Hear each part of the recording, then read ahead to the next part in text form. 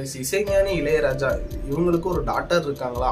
நம்ம எல்லாத்துக்குமே இசைஞானி இளையராஜாவுக்கு யுவன் சங்கர் ராஜா இருக்காரு. அவரோட மியூசிக் வந்து 90s கிட்ஸ்ல இருந்து 2K கிட்ஸ் வர அவரோட மியூசிக் தான் நம்மளுக்கு வந்து போதை மாதிரி நம்ம எந்த நேரம் பார்த்தாலும் யுவன் சங்கர் ராஜா மியூசிக் கேட்டு அடிமையாயிருக்கோம். ஸோ இந்த மாதிரி அவங்களுக்கு பவதாரணி அப்படின்ற ஒரு பொண்ணு இருக்காங்க. ஸோ இவங்களும் ஒரு பிளேபேக் சிங்கர், பாடல்களுக்கு கம்போஸ் பண்ணியிருக்காங்க.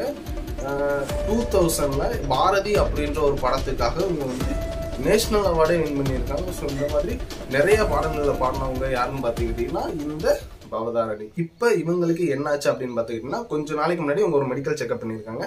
அந்த மெடிக்கல் செக்அப்ல இவங்களுக்கு வந்து பித்தப்பையில ஒரு கல் இருக்கு, ஸ்டோன் இருக்கு அப்படின்ற மாதிரி இவங்களுக்கு வந்து தெரிய வந்திருக்கு அந்த ரிசல்ட்ல.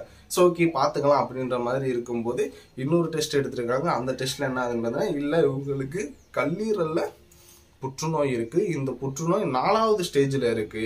ஸோ இது வந்து ரொம்ப ரேர் கேஸ் அப்படின்றதுக்காக இவங்க என்ன பண்றாங்கன்னு பார்த்தீங்கன்னா, இங்க இருந்து அவங்களால பார்க்க முடியாததுக்காக இங்க இருந்து அவங்க வந்து ஸ்ரீலங்கா போறாங்க. ஸ்ரீலங்கால அவங்களோட அந்த ட்ரீட்மெண்ட் பண்ணிட்டு இருக்காங்க. ஸோ ட்ரீட்மெண்ட் போயிட்டு இருக்கும்போது யுவன் சங்கர் ராஜா வந்து இவங்க கூட இருந்து ரொம்ப ஹெல்ப்ஃபுல்லா கேரிங்கா பார்த்துக்கிட்டாங்க அப்படின்ற மாதிரி நம்ம நிறைய விஷயத்த வந்து நான் வந்து கேள்விப்பட்டேன். ஸோ இவங்களுக்கு இந்த 4வது ஸ்டேஜ் புற்றுநோய் என்ன ஆகுதுன்னு பார்த்துக்கிட்டிங்கன்னா, இவங்களோட உடல்நிலை ஏத்துக்கிறாம ஜனவரி 25 நேத்து வந்து அவங்க வந்து இறந்துட்டாங்க. ஸோ இது வந்து ஒரு பெரிய இழப்பு அவங்க குடும்பத்துக்கு அப்படின்றதுனா நம்ம வந்து கண்டிப்பா அக்செப்ட் பண்ணி ஆகணும். நானே சாக்கிட்டேன், வாவ் இவங்க இவ்வளோ பாடல் பாடியிருக்காங்க, அந்த பாட்டு ஃபுல்லாக இவங்க தான் பாடினாங்களா அப்படின்றது எனக்கே தெரியல. நானும் நிறைய சாங்ஸ் கேட்டு வைப் பண்ணியிருக்கேன். ஸோ அந்த பாட்டில் இவங்க தான் பாடினாங்கன்னு எனக்கே நேற்று தான் தெரிய வந்துச்சு. பவதாரணி சாங்ஸ் நீங்கள் கூகுளில் தேடி பாருங்க, உங்களுக்கு பிடிச்ச சாங்ஸ் அவ்வளோ இருக்கு. அவ்வளோ அவங்க வாய்ஸ் அவ்வளோ ஸ்வீட்ஃபுல்லாக இருக்குது. கிட்டத்தட்ட ஜானகிக்கு அடுத்தாப்புல இவங்களோட குரல் வந்து இவ்வளோ ஸ்வீட்டாக இருக்கும் அப்படின்ற மாதிரி நானே நேற்று ரொம்ப ஷாக் ஆகிட்டேன்.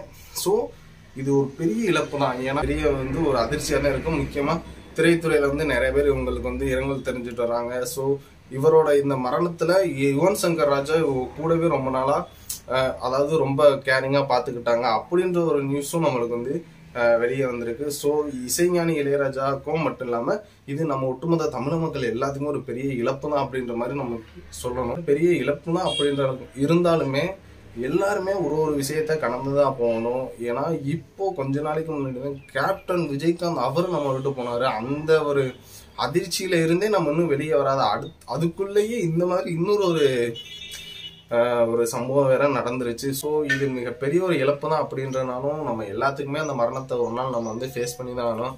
என்ன நடந்தாலும் கடந்து போவோம். ரஜினி சூப்பர் ஸ்டார் படத்துல சொல்லுங்க, கடந்து போறதான வாழ்க்கை அப்படின்ற மாதிரி தான் நம்ம ஒவ்வொரு விஷயத்தையும் கடந்து போயிட்டே இருக்கோம்.